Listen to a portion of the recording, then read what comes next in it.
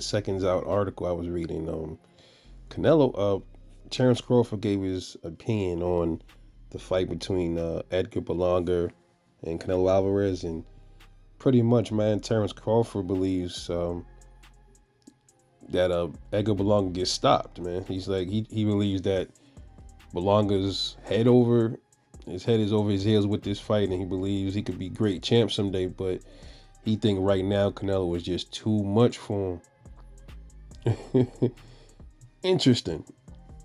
And a lot of other people share the same views as Terence Crawford when it comes to Edgar Berlanga in this fight. Y'all can go check out my prediction though. For some weird reason, and I could be all the way wrong. And I know a lot of y'all gonna drop the comment and say, "Yeah, bro, Rebel, you wrong, man. You don't know what you're talking about." Berlanga gets stopped. That very well may be the case in this fight, but something is just rubbing me the wrong way with this one. I just don't know what it is yet. Something telling me that this is gonna go all wrong for Canelo, man. I just don't know why. It's been gnawing at me all week. I think Berlanga, and people also say he has a puncher's chance, which is true.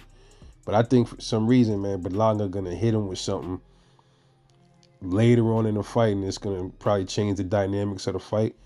Now, like I said, I could be way wrong, but if I'm right about this, man, oh boy, Sunday morning, my bank account gonna be crazy. But I don't know. It's just Canelo has played the duck move so many times, dude. That shit runs out eventually, man. You gonna run into somebody when you do shit like you keep ducking and playing with the boxing guards. Eventually, the unrealistic becomes reality, man. And Edgar has the power. And listen, man. I get it, man. He definitely ain't like on a skill level. I think he got more tools in his bag than Canelo, though. I don't care what nobody said. I think he has also the potential to be more he has better movements, man. He got more variety to me, man. He still got a lot of work to do, but I think he just has more variety. And Canelo pretty much does the same thing all his fights, man. And sometimes Berlanga could change up his shit, but he got holes in his defense, and that's the issue where a lot of people believe that might be the deciding factor in this fight. But Canelo can get hit too, man. And listen, what I'm saying is, the guy that knocked Edgar Berlanga down, did you see his face after, did you see his face? His eye was fucking, it looked like he got bit by a fucking bee or stung by a bee or something. He was fucked up, man. His face was destroyed. So this kid got really heavy hands, man. I'm telling you, man.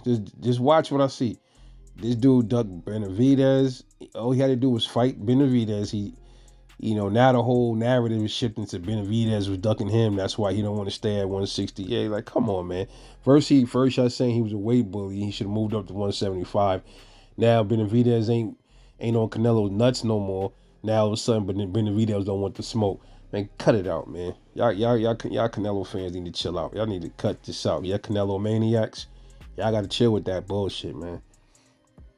But that's Bud's opinion.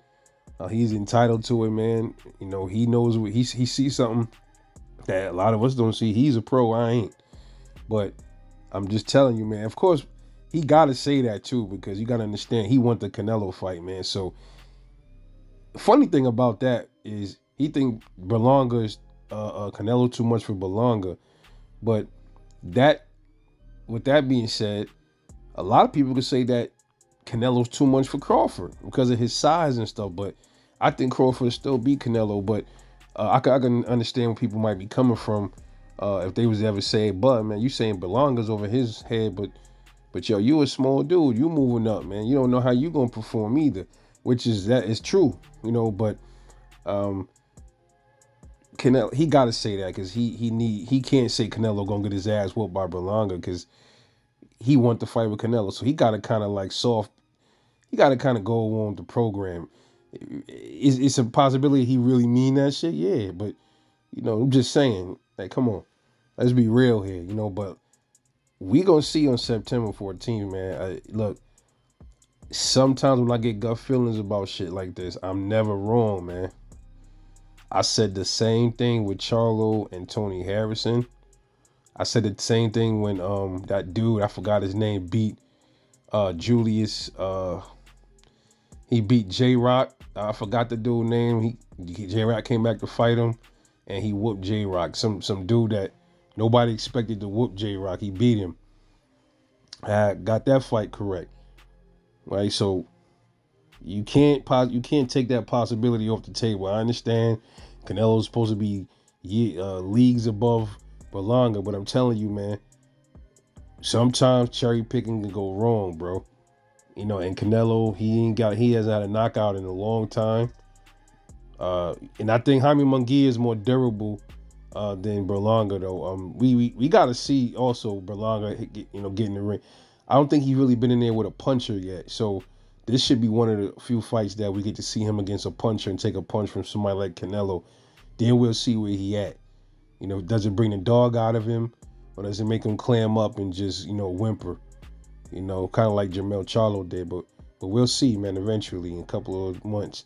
But anyway, let me know what y'all think, bro. This your boy, Rebel Like Boxing, and I'll catch y'all on the next one. I love all y'all, and I'm off this.